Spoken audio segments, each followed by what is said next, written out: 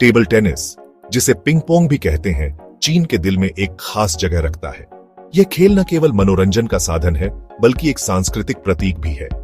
ये देश का राष्ट्रीय खेल है, जिसे लाखों लोग खेलते हैं। हर उम्र के लोग इसे खेलते हैं, चाहे बच्चे हो या बुजुर्ग, चाहे पार्क हो, स्कूल हो या घर, टेबल पर बॉल की आवाज हर जगह सुनाई देती है।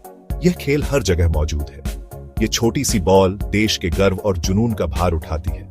यह खेल चीन की पहचान का हिस्सा बन चुका है। लेकिन यह खेल चीन की संस्कृति में इतना कैसे रच बस गया, इसका जवाब इतिहास में छुपा है। चीन में टेबल टेनिस को समझने के लिए हमें इसके सादे रूप से आगे जाना होगा। यह खेल अनुशासन और समर्पण का प्रतीक है। यह खेल सिर्फ हुनर और दमखम से बढ़कर है।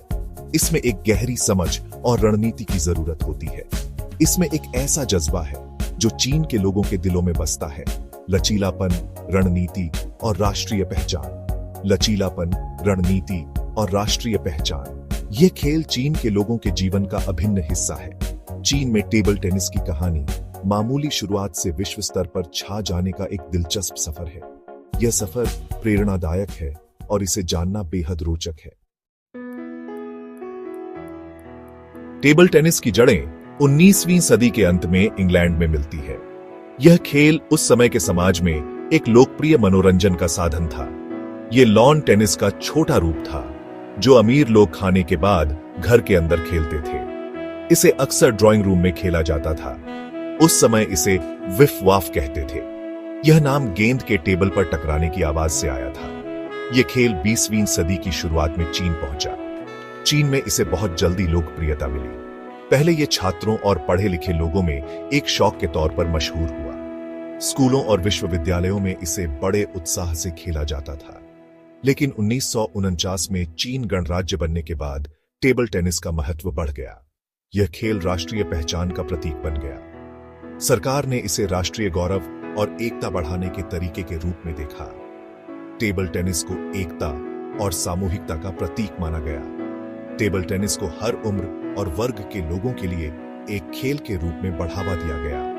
यह खेल अब हर किसी के लिए सुलभ था।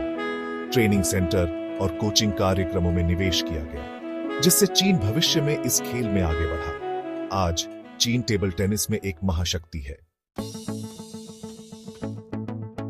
चीन का टेबल टेनिस में आगे बढ़ना कुछ महान खिलाड़ियों से जुड़ा है, जिन्होंने अपनी कलाकारी से दुनिया को हैरान कर दिया। इन खिलाड़ियों ने न केवल खेल में उत्कृष्टता प्राप्त की, बल्कि अपने देश के लिए गर्व और सम्मान भी लाया। ऐसा ही एक नाम है रोंग गुओटुआन, जो 1959 में किसी भी खेल में चीन का पहला विश्व चैंपियन बना। उनकी इस जीत ने चीन के खेल इतिहास में एक नया अध्याय जोड़ा। ये जीत एक बड़ा पल था, जिसने पूरे देश में खुशी की लहर दौड़ा दी और टेबल टेनिस को गर्व का प्रतीक बना दिया। इस जीत ने न केवल खेल प्रेमियों को, बल्कि आम जनता को भी प्रेरित किया।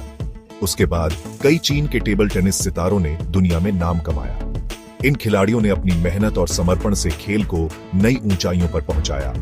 देंग यापिंग, वांग नान, झांग जिके और मा लोंग जैसे खिलाड़ी हर घर में जाने पहचाने नाम बन गए, जिन्होंने अपनी तेज चाल, बिजली जैसी रफ्तार और अटूट दृढ़ संकल्प से कई खिलाड़ियों को प्रेरित किया। इनकी कहानियां आज भी युवाओं को प्रेरित करती हैं। विश्व चैंपियनशिप और ओलंपिक जैसे बड़े टूर्नामेंट में उनकी जीत ने चीन को टेबल टेनिस का बादशाह बना दिया। इन जीतों ने चीन को खेल की दुनिया में एक नई पहचान दिलाई। चीन में टेबल टेनिस की लोकप्रियता प्रोफेशनल खेल से कहीं आगे तक फैली है। ये एक राष्ट्रीय शौक है, जिसे हर उम्र और वर्ग के लोग खेलते हैं। देश भर के पार्कों और चौराहों में टेबल लगे होते हैं, जहां लोग खेलते नजर आते हैं।